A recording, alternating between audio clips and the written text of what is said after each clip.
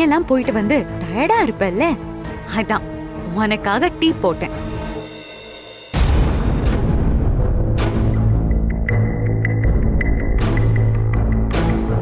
குடி ஆனந்தி.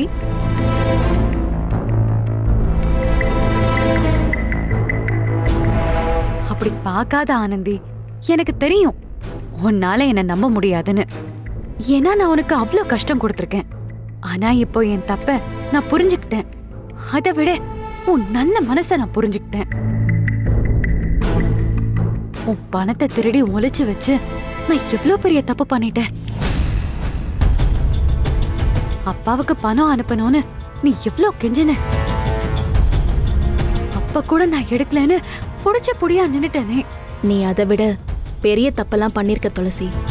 ஆமா ஆனந்தி, உண்மைதான். ஆனா இப்போ நான் உன் பணத்தை எடுத்தேன்றதுக்கு உன்கிட்ட ஆதாரம் இருக்கு. அதுதான் நான் இப்படி மாறினதுக்கு காரணம். மாட்டிக்குவோமோன்னு பயந்து நல்லவ மாதிரி பேசுறாளே நினைக்காது. இவ்ளோ பெரிய ஆதாரம் உன் கையில இருக்கும்போது நீ நினைச்சிருந்தா என்னை இந்த வீட்டை விட்டு ஈஸியா துரத்தி இருக்கலாம்.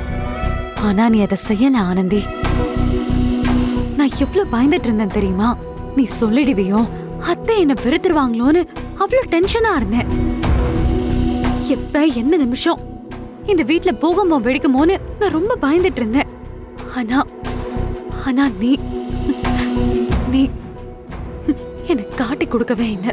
துளசி, எனக்கு உன் மேல வருத்தந்தே.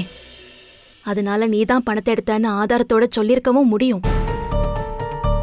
அப்படி சொல்லியிருந்தா அத்தை உன் மேல வச்சிருக்கிற நம்பிக்கை உடைஞ்சிரும், அவங்க மனசும் உடைஞ்சிரும்.